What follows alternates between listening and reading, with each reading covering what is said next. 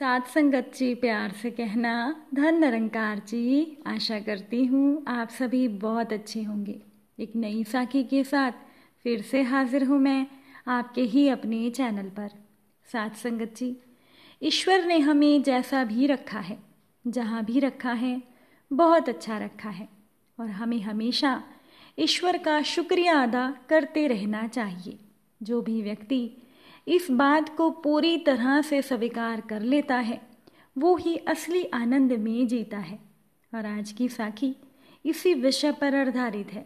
चलिए आज की साखी सुनते हैं। साथ संगत जी, बहुत पुरानी बात है। एक राजा ने किसी फकीर संत की प्रशंसा के किस्से सुने तो राजा ने सोचा कि क्यों ना जाकर उस संत के दर्शन किए जाएं।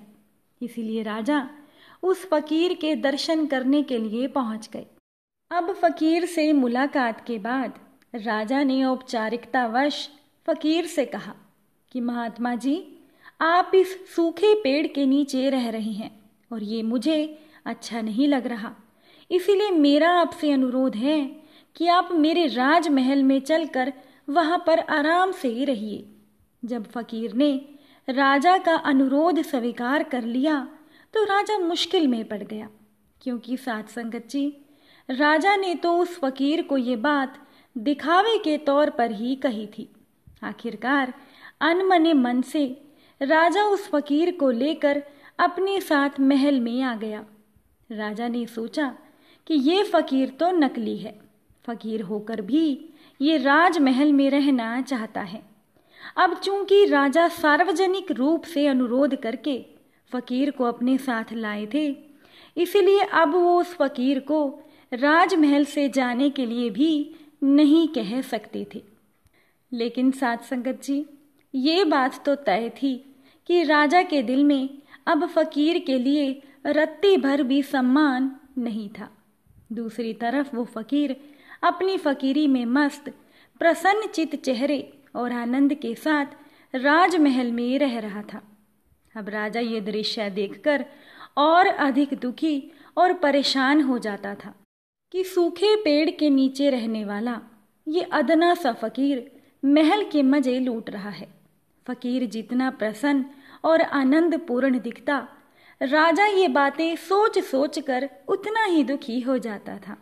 अब 2-3 महीनों के बाद राजा ने फकीर का शाही शयन कक्ष बदल दिया और फकीर को सोने के लिए एक साधारण सा कमरा दे दिया।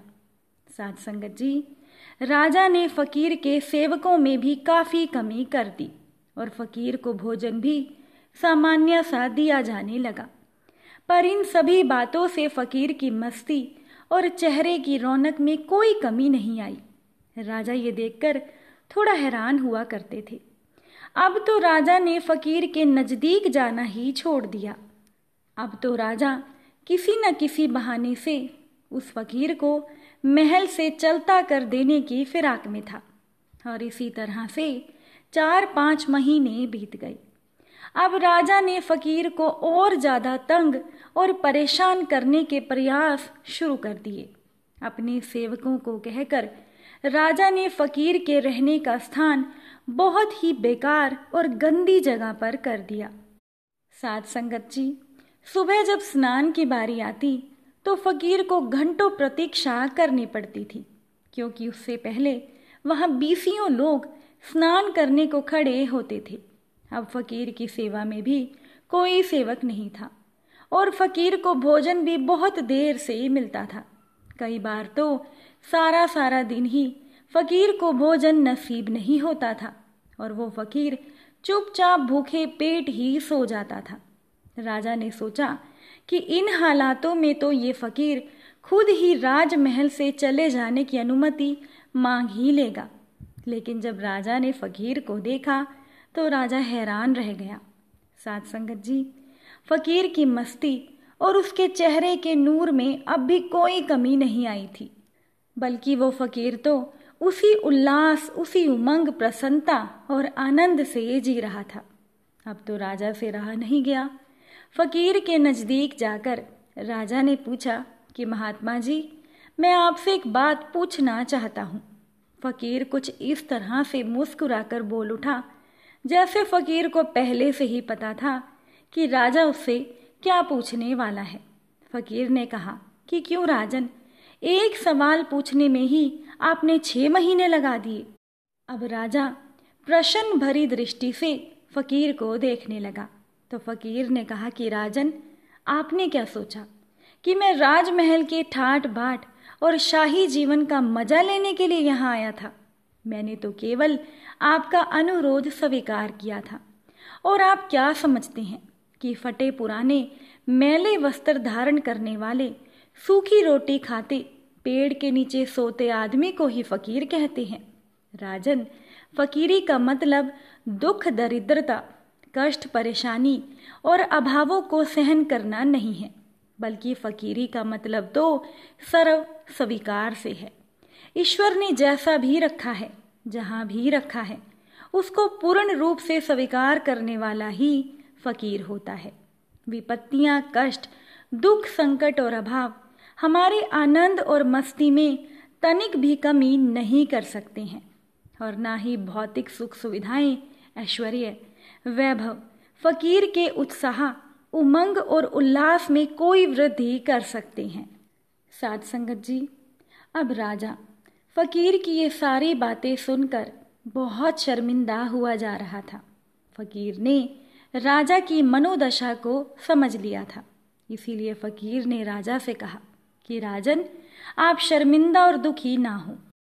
आप ही नहीं बल्कि सभी लोग ऐसा ही समझते हैं जैसा आपने सोचा। पर अब तो आपको मालूम हो ही गया है कि फकीरी का मतलब क्या है।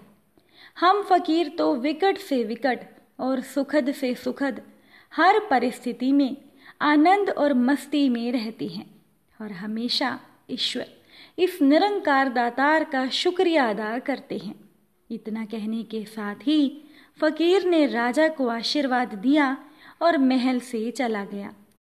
साथ संगत जी, बीते कल के लिए ईश्वर का शुक्रिया, आने वाले कल के लिए ईश्वर पर विश्वास और आज का दिन सबका सुंदर हो। हे ईश्वर, हे दातार, तुमसे बस यही है अरदास। उम्मीद करती हूँ कि साखी आपको अच्छी लगी होगी। अगर अच्छी लगी हो तो साखी को अपना प्यार दीजिएगा, वीडियो को लाइक कीजिएगा और अपने विचार कमेंट द्वारा ज़रूर बताइएगा। फिर मुलाकात होगी आपसे नई साखी और नए विचारों के साथ। तब तक के लिए खुश रहिए, सेवा सिमरन सत्संग कीजिए, सतगुरु माता जी के चरणों से जुड़े रहिए। प्रेम से बोलिए धन निरंकार जी